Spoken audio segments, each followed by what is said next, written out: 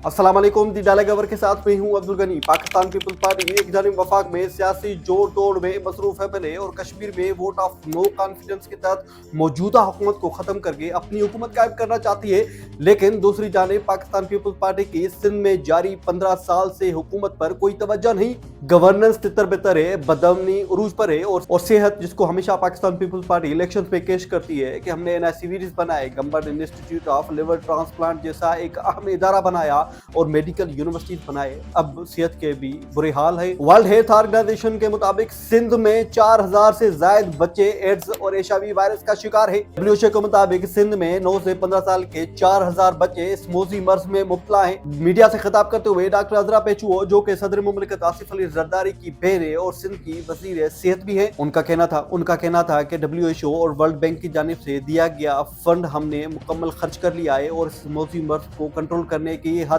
तक कोशिश की है, लेकिन हम नाकाम रहे। डॉक्टर अजरा पेचुओ ने यहां तक कह दिया कि हमने एचआईवी वैक्सीन तमाम सिंध के अजला में भेज दी हैं, लेकिन अगर वहां पे करप्शन हो रही है तो हम क्या करें। बात यहां नहीं रुकती। सिंध में टीबी और कालरा जैसे मर्ज उरूज पकड़ चुके हैं। एचआईवी, टीबी, कालरा और पोलियो के लिए सिंध हुकूमत की जानिब से वजारत सेहत को दिए गए 8 अरब रुपए का भी ऑडिट मौजूद नहीं है। जुरा के मुताबिक सेहत के लिए ये दिए गए पैसे सेहत के आला अफसरान ने मिली भगत करके अपने अकाउंट्स में भेज दिए। सिंध की वजारत सेहत में ये मुबैना करप्शन सिंध गवर्नेंस पे एक सवालिया निशान है। बात करते हैं सिंध में बढ़ती हुई बदमनी की, जिसमें सिंध पुलिस मुकम्मल तौर पर नाकाम हो चुकी है। आज के दिन सिंध के तीसरे बड़े शहर सक्खर में 3 कत्ल हुए। सिलात के मुताबिक सक्खर की तहसील रोडी में गुज़िश्ता 14 माह में कबीलाई तकरार के नतीजे में 19 जानें चली गई हैं और पुलिस खामोश तमाशाई बन चुकी है। में ये कबीलाई तकरार का पहला झगड़ा नहीं है जिसमें 19 जानें गई हैं, बल्कि सिंध में 400 से जायद भी कबीलाई तकरारों में सिंध में कबायली झगड़े की एक लंबी तारीख है और ये पहला वाक़ा नहीं है।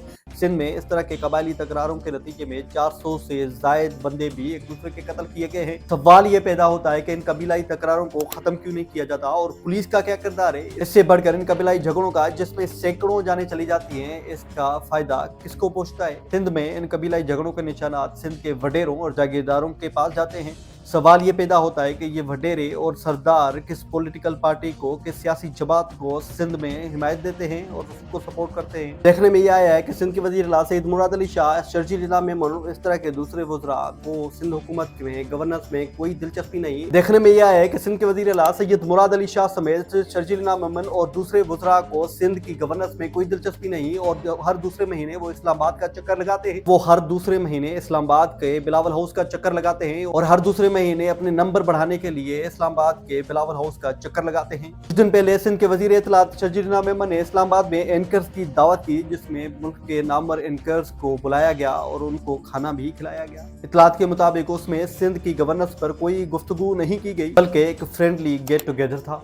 काश सिंध के वजीर आला सैयद मुराद अली शाह और शर्जील इनाम मेमन इस तरह की बैठक सिंध के पुलिस डिपार्टमेंट के आला अफसरान के साथ करते और सिंध में बढ़ती हुई बदमनी को रोकने के लिए एक जामे पॉलिसी तरतीब दी जाती और सिंध के सेहत के मसाइल पर भी तवज्जो दी जाती। लेकिन साई सरकार को गवर्नेंस से ज्यादा सियासत में दिलचस्पी है, अपने नंबर बढ़ाने हैं और बड़े साई को राजी करना है। नौजवान चेयरमैन पाकिस्तान पीपल्स पार्टी बिलावल भुट्टो जरदारी को ये बात अब तक समझ आ जानी चाहिए थी कि अगर वो वफाक में अपने बलबूते पर हुकूमत बनाना चाहते हैं तो सिंध में गवर्नेंस बेहतर करना होगी, उसको एक मॉडल बनाना होगा। सिंध में सेहत को बेहतर करना होगा, तालीम को बेहतर करना होगा और बदअमनी को खत्म करके एक अमन का माहौल कायम करना होगा, ताकि सिंध को एक मॉडल के तौर पर पेश करके वफाक में हुकूमत बनाई जा सके, ताकि सिंध को एक मॉडल पेश करके दूसरे सूबों में अपनी हुकूमत बनाई जा सके और ये करके वफाक में सियासी जोड़ तोड़ के अमल से भी बचा जा सकता है।